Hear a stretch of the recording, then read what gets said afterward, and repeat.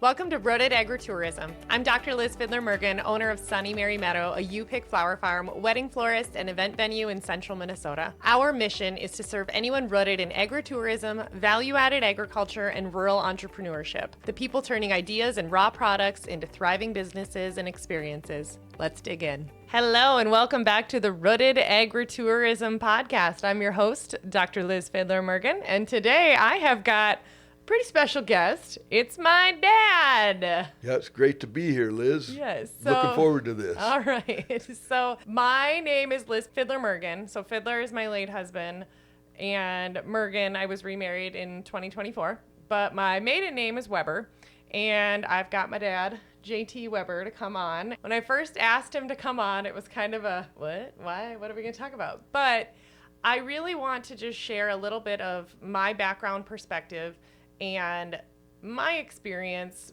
with essentially value-added agriculture growing up and not really realizing that that's what it was, but I just thought it was kind of normal, and I am finding out in today's world that it's definitely not. And I just want to share just kind of how you've your entire life thought outside of the box and not necessarily ran your beef business based on commodity prices.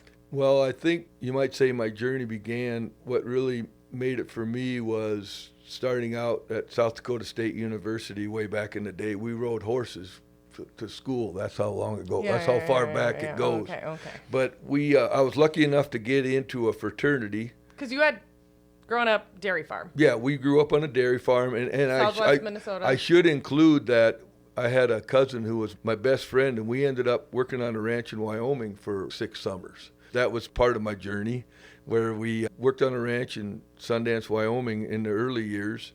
Before that, my dad and my 2 brothers, we milked right at 100 cows when I was in 8th grade. So we knew how to work, and that's where we got the work ethic. And then as time went on, I had 2 brothers at home. There was plenty of help around the farm. My cousin and I ended up in Wyoming for the summers. And part of it was there was a method to my madness, because if I stayed in Wyoming, they owned land in South Dakota also. And we worked somewhat Wyoming and South Dakota where I could get reciprocity in-state tuition, so saved a lot of money in college by doing this. The story I'd like to share is that I had a cousin who got me hooked up with Alpha Gamma Rho at South Dakota State University, and that really got me on the right track because Which is an egg fraternity. Yes, it's an ag fraternity, and we started out on the dairy judging team, then went on the meats judging team. What really helped me and gave me a route was the livestock judging team, general livestock judging team. We were blessed to have a very good coach. We had some very good young men on our team, and we were fortunate enough to be national champions, had an outstanding livestock judging team, and got me looking at livestock in a whole different light, and got me connected with a lot of good breeders nationwide. And that's what I think was a turning point for me, where I realized that what I wanted to do was go after those elite genetics and build on them, and that was my goal from the beginning. But putting it all together, it took some time. Yeah, we were kind of prepping last night, kind of sharing the different segments. What are kind of the offerings that you do in the beef industry? Well, I'd say number one is our seed stock operation.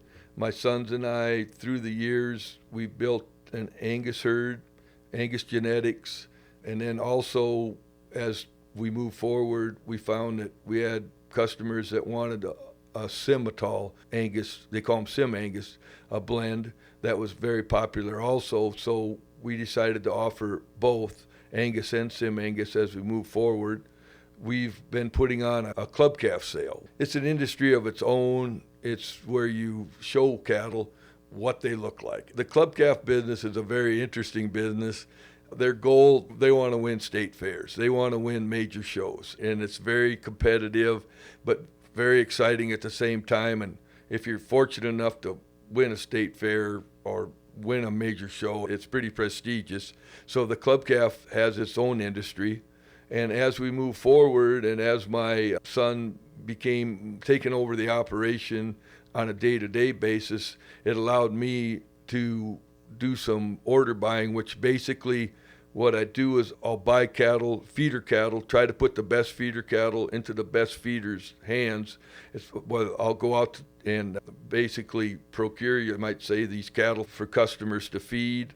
And then also I auctioneer like 6 times a month at a sale barn in Pipestone, Minnesota.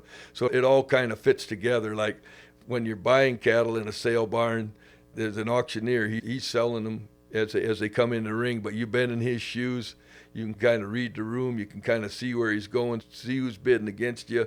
It just gives you one more piece of information that helps as you buy these cattle in a sale barn setting. I would say basically all 4 of them fit together, but at the end of the day, it's the same thing. Superior genetics give superior results, and we've been able to market those genetics. We've been pretty fortunate over the years. Not to brag, but we've had some steers come off our place, bring a lot of money. And we're very fortunate to have that happen. But we've learned that in the club calf business, there's kind of like 5 basic things. They need to have plenty of muscle, which is a genuine thing in both the club calf business and the feeder calf business. They need to have what we call skeletal width.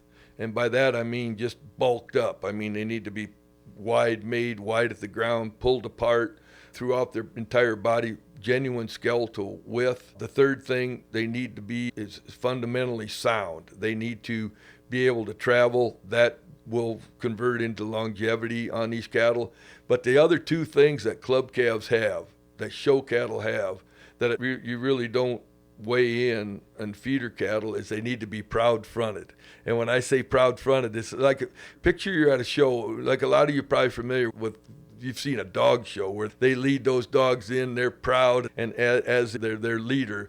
Cattle shows, there's some similarity there. When they hit the ring, they want to enter that ring like they're king or queen of the ring. They want to show it.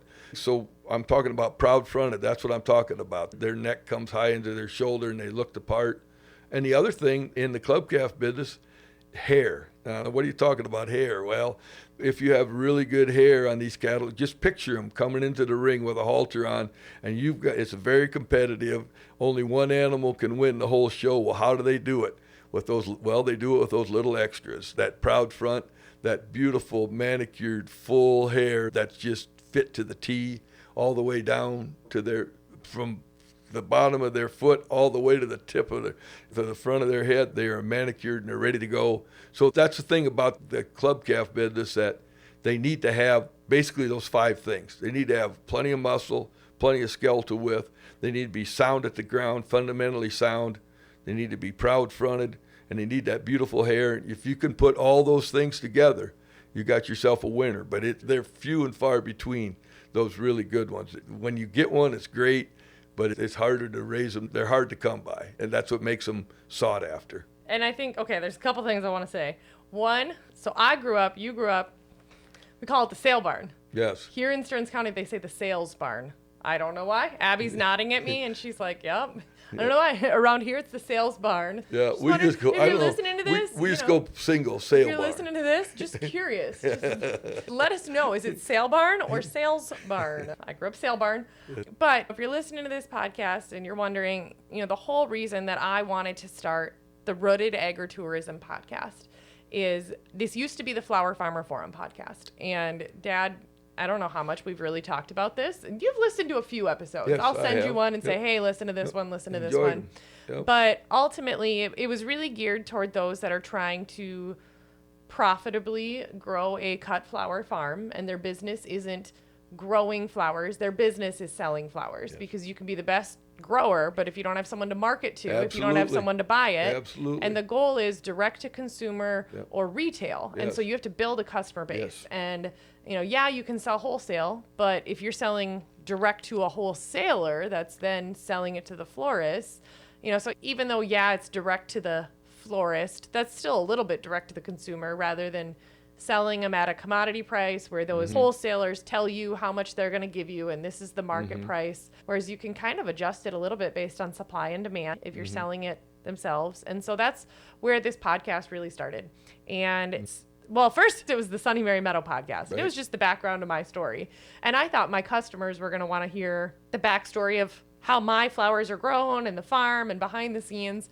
And it turns out none of my customers were listening because they don't care. If they cared about growing flowers, they would grow them themselves. They just want to buy them. But who was listening was flower farmers across the Midwest and across the country and across the world. And we had thousands of people listening every week. So we changed it to Flower Farmer Forum.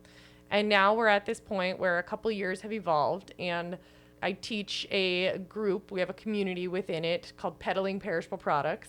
And probably half the people in there are doing something else. They're selling direct-to-consumer beef or pork or honey or having a pumpkin patch or doing something else. And that's where the idea for Rooted Agritourism came. As I'm expanding my farm, and there's a little bit of argument over whether or not what I'm doing is farming, and just trying to explain that the whole premise behind Rooted Agritourism is agritourism, which is experiences, pairing it with something enjoyable so that people want to use the product, direct to consumer, so bypassing that, or value added. So direct to consumer, agritourism, value added agriculture. So how can you take what you have, and this is what the global market commodity pricing is saying it's worth. I hate to use the word factory, but you know what I mean. In a commodity setting versus, hey, you can add value and then you get to set the price based on this value that you add if you have a customer to buy it. 100%. So that's the whole premise behind this. Makes So sense.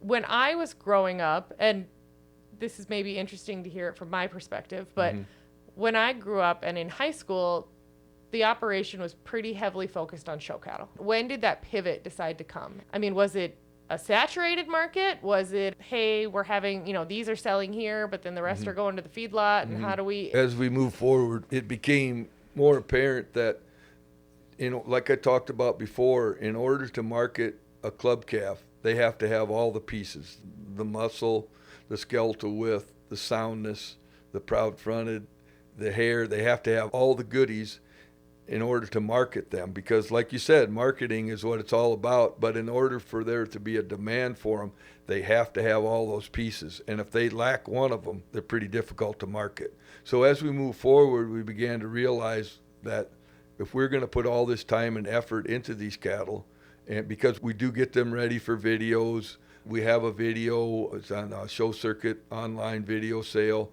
Because the sale is online and people are bidding them. And actually, when this episode premieres, this is going to, because the sale's on a Tuesday, right? It's Thursday, September 18th. Okay. Yep. So this is going to premiere that Monday. Have the link in the episode notes, but people can check out what it is. Right. But where we changed is we began to realize that with all this time and effort that we put into it, you have to go after cattle that check all the boxes.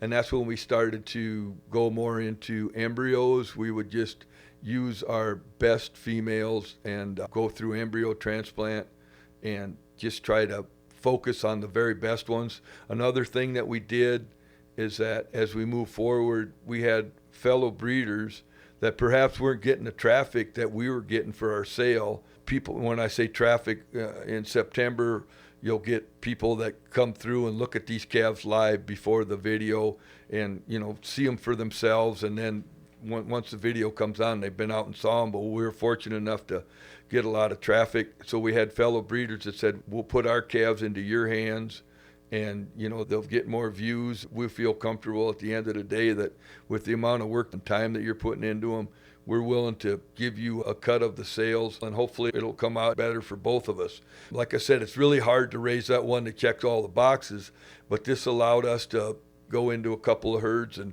pick right off the top, the ones that made it, the ones that checked the boxes, and put our time and effort into them. And that's how our club calf business changed, that we just focused on the very front end.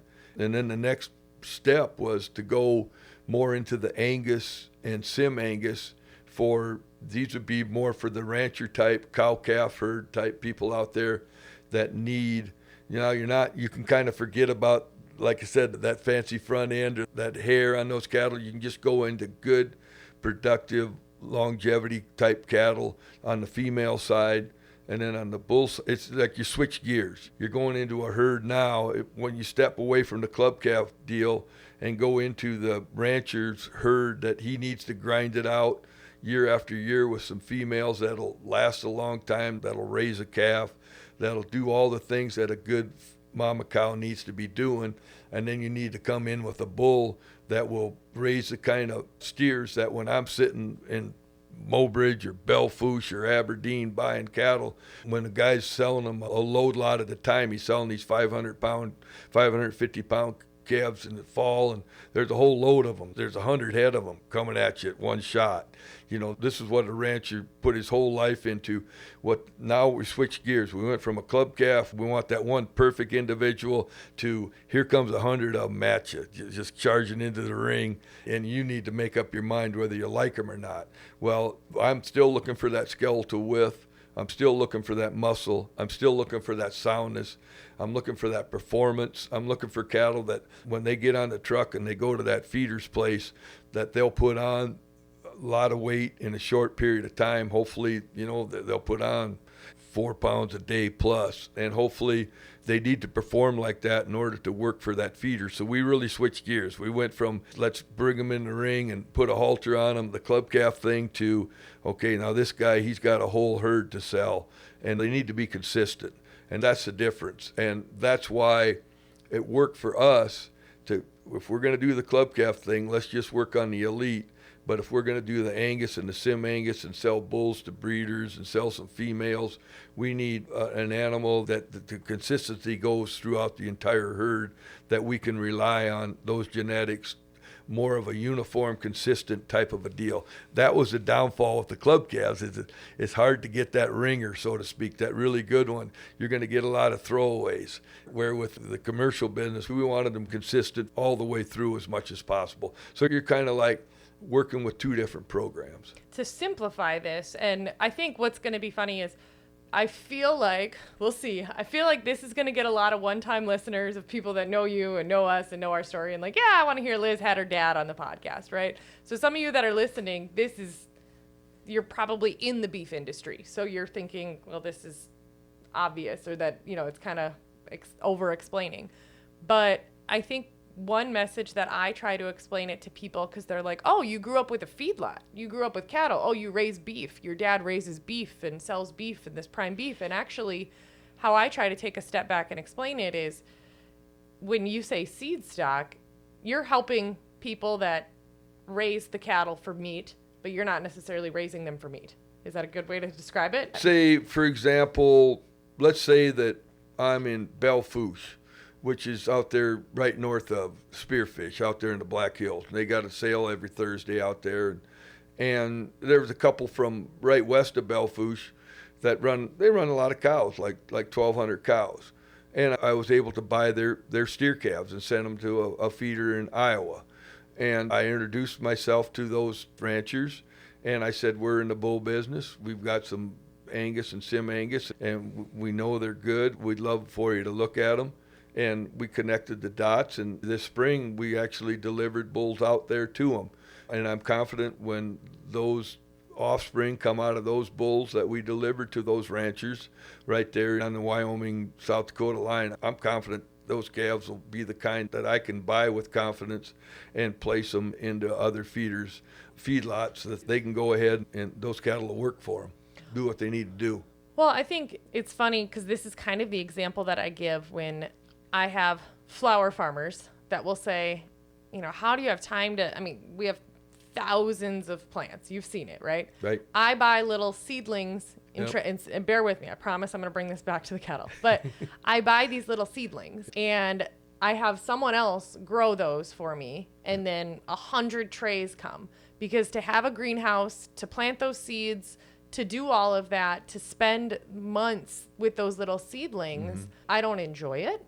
And to invest in being able to do that properly would take away from other things that I'm doing at that time. And so that's what I explain is there are very few, I like to use the term farrow to finish because I feel like that's a common, you know, with hogs or whatever. But as a farmer, as someone in agriculture, as someone in ranching, you get to pick what you want to do. And sometimes it's going to change over time. But there are definitely cattle herds in the country that have the cows, they have the babies, they feed those babies, they feed them in a feedlot, they sell them, you know, that do everything, right? But then there are a lot of farmers that you're talking about, ranchers or cattle feeders is the term we'll use, that they buy weaned calves and feed them out and sell them. They're two different industries. The ranchers that I talked about there in Belle Fourche and on the Wyoming line basically have resources to take those calves to weaning. They'll calve them in March and April, and when October comes,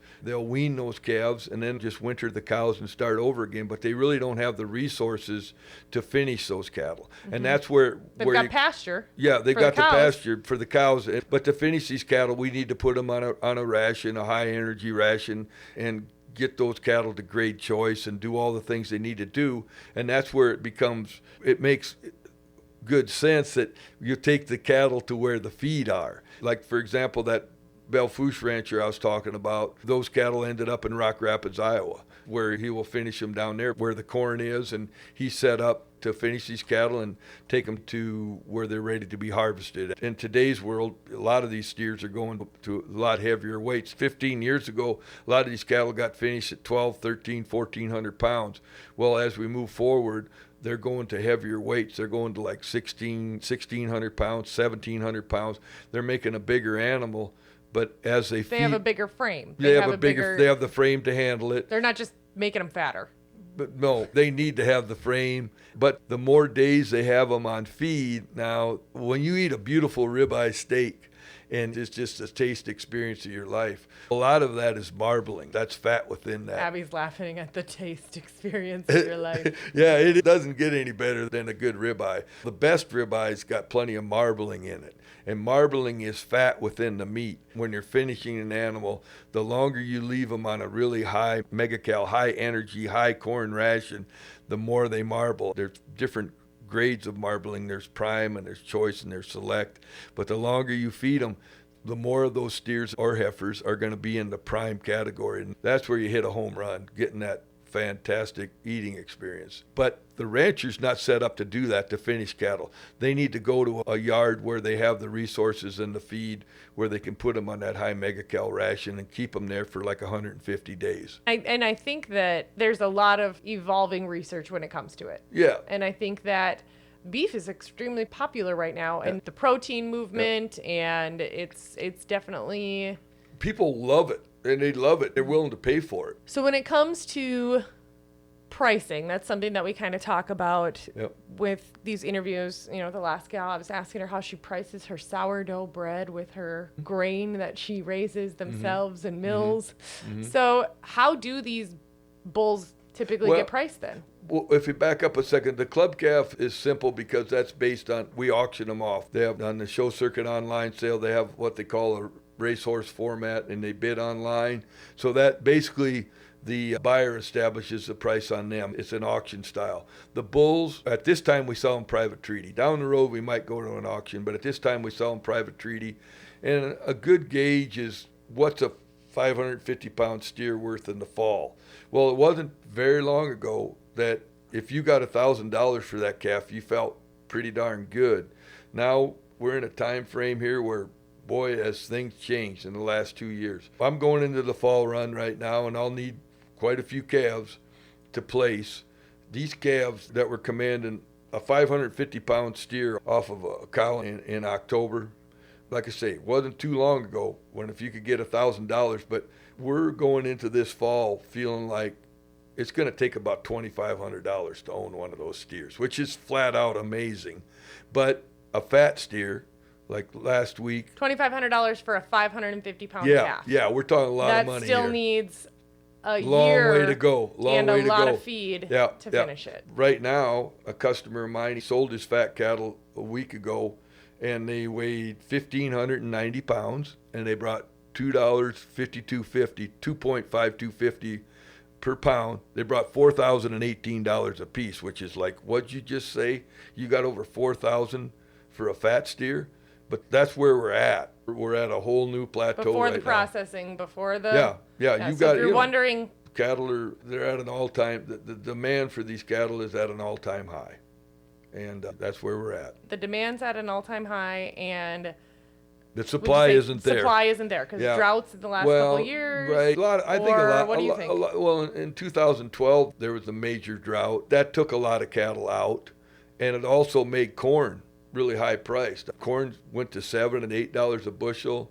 A lot of pasture land, grazing land got tore up and put into corn. Because it was worth so much. And now we don't have much pasture. Right. And I think that a lot of things played a lot of roles in it. And I think, unfortunately, a lot of these ranchers, as they're getting to be my age, and, there's nobody to take it over. So that goes on, too, where you need that labor out there. You need those people willing to raise these cattle. And I think that a lot of different factors play into it. But unfortunately now, with the prices I just talked about, if you're in, it's great. If you've got some inventory and you've got a cow herd, it's wonderful because you're able to reap the rewards right now. But if you're a young guy wanting to get in and trying to buy cattle and buy land, it's pretty difficult right now for someone to get in from the ground floor and work his way in. Because, a good bred cow right now, a young cow, 3-4 years old, that's carrying a baby, she's guaranteed pregnant. She's commanding $4,000 plus on her. I mean, we're at a different time, big demand. How do you determine the price on a commercial bull to these ranchers? In a kind of an old formula, they're worth what 4 calves are worth. So 4 of those 550-pound steers. So it wasn't too long ago, so approximately a lot of bulls were selling in that $5,000 range. Well, now that these calves have basically doubled in price, there's a lot of bulls bringing $8,000 to $10,000, based off of what these feeder calves are worth. And then they'll bring that bull out to their ranch and hopefully get cows. Several seasons out of that. And that's another thing we've stressed: longevity. We talked about soundness and the way these cattle are fed. We try to put bulls in their hands, in these ranchers' hands, that'll last them for 4 or 5 seasons. That way they can get more value out of them. Let's just briefly touch a little bit more on the order buying. Why does someone hire you to do that? And how did you get into doing that? Well, it started out, I'm going to say maybe 10, 12 years ago. There's a demand for, if you're doing it weekly, you just get experienced at it, where you can see, like I said, when they're selling 100 of these calves at where you're buying load lots of calves, they'll fill the ring with these calves. Let's say, for example, you're in Faith. And it's Faith, October. South Dakota. That's a place where there's a sale barn. And they'll get 10,000 calves through there. And it's on a Monday, and they'll start up in the morning, and before that day's done, they'll have 10,000 calves have been put through that ring. Well, it's a lot to look at. It's a lot to take in. With experience and knowing where these calves come from, it just gives you a leg up on versus going in there once a year and looking at it. If you can look, it's like anything else. The more you do it, the more comfortable you feel with it. You know some red flags to look for. For example, if there's calves coming in that ring, let's just say in Faith, and maybe they're, for whatever reason, they're pretty quick, they're pretty short-bodied. Well, I would stay off of them because I would be concerned when I send them to that feeder, are they going to be able to go to that 1,600 pounds? They need that frame in order to do that. And like we talked about, they need that muscling, they need that skeletal width, they need all those things. And I think that's where the customers that I have, they're willing to put their faith in me that I will send them calves that'll work for them. And we built a good relationship that way. And I think they feel comfortable with me, and I feel comfortable doing it for them. And it's an experience thing. How have you built this audience over time, or your customer base, essentially? I think it's kind of word of mouth, as I'll get calls from maybe feed salesmen and feed consultants that they've heard of me, and maybe they've got a new young guy starting up. For example, that happened last year. We've built a great relationship now, but a young man, he was referred to me, and we have a great relationship. I think a lot of times word of mouth, that people will call and say, I hear you buy cattle, you want to place some for me, and it kind of works that way. And some of these guys, there's one guy that, like last week, I've been with them since 2008. Been with bought all their cattle for 15, 17 years. I bought their cattle. All right. Well, right before we get into the rapid fire round. Oh, that sounds scary, Liz. So one thing that I want to say is, what is the one thing people always get wrong about your industry? Oh, that's a tough one. Right now, it's interesting, but somehow the word has gotten out that the methane that these cows put out, the straight up cow farts, it's a real issue. In fact, the Angus Association right now is researching that. It's a real issue, but in my little world, I'm like, come on, I mean, you've got huge cities everywhere in this world covered in concrete and blacktop, but you're picking on the cows. I don't get it, but that's just me, but that's a real issue. In time hopefully the Angus Association will prove that this is not an issue. And so we'll see. They're working on that right now. And I'll leave that up to the pros on that one. Yes. What is your favorite farm task? Probably going out when these cow-calf pairs are on grass. And we finally get them turned out, and it's June. And they're out there, and mama's raising that baby, and they're doing it on their own. And that's when you really enjoy. It kind of all comes together for you. Looking at those calves and those pairs on grass, like in that June time frame. What about your least favorite? Calving. Calving can be tough. I mean, we calve in January, and the reason we do that, in Minnesota in January, are you kidding me? A calf will freeze real quick, So they have to, as soon as they're born, we've got places where we can take them, heated rooms where we can take those pairs and get them started that first 24 hours to get them going. And we now have, and a lot of people do, have cameras. And so, we have 2 sons that are in the operation too. And what's really nice, what's been a game changer for us, is that they can be watching on these cameras from their homes, which a few miles away from where we're at, and they can actually do the nighttime calving. Because if you're working all day, keeping them fed when they're calving, you got a full day, and then to go all night long, besides with the calving, it gets to be a lot. And I'm not a spring chicken anymore. And so now, my sons have been able to take on that nighttime calving shift, and that's been a really good thing for everybody, I think. Well, I don't know about for them, but It's been good for me. Well, that answers the next question. I was going to say, what's your go-to app or resource? Yeah. Calving cameras in the barn. That's been a really big benefit for a lot of people. Where can listeners find you or follow along? I know we've got a Facebook page, Weber Bros, but I had to laugh because I was looking at this and like, well, I think my dad's probably just going to give his cell phone number out. Like, if you want to buy some cows, here you go. Well, yeah. I mean, that really through Weber If you want to Bros. get a hold of him, you can get a hold of me, and we'll make that connection. That's we won't right. give your full-on cell phone on the podcast, but it's on the website, so it's on the Facebook page. But if you need help buying cattle, he's your guy. Very good. All right. Well, thank you so much for listening. That was a very fun episode for me of Rooted Agritourism. Enjoyed it, Liz. Really proud to hear you talk about what you do, what you've built. And I want to say, without my wife, Luann, who's been a rock all the way, and there was times, trust me, she was a physician's assistant for 28 years, and she can't work anymore because she's struggling with some muscle and nerve issues. But she's been, without her and without my family, none of this would have been possible. It's been a team effort all the way, and I want to give a shout out to the rock, Luann. All right, well, we're going to end with that because I'm going to cry now. But anyway, thank you. Thank you so much for listening to this episode of Rooted Agritourism. If you enjoyed it, please leave a 5-star review and share it with someone who would find it helpful or inspiring. Your support helps us reach more rural entrepreneurs, dreamers, and doers just like you. You can explore all of our resources at sunnymarymeadowcoaching.com, where you'll find each episode in blog form along with free resources to help grow your business. You'll also find info on upcoming on-farm and virtual workshops, classes, and courses. Be sure to check out our monthly membership, Foundations of Peddling Perishable Products, where you'll get access to a full library of our original course content, plus ongoing support through monthly virtual meetups with others in the industry. Just click the link in the show notes or our bio to learn more. We'd love to have you join us. Until next time, keep growing with purpose and stay rooted.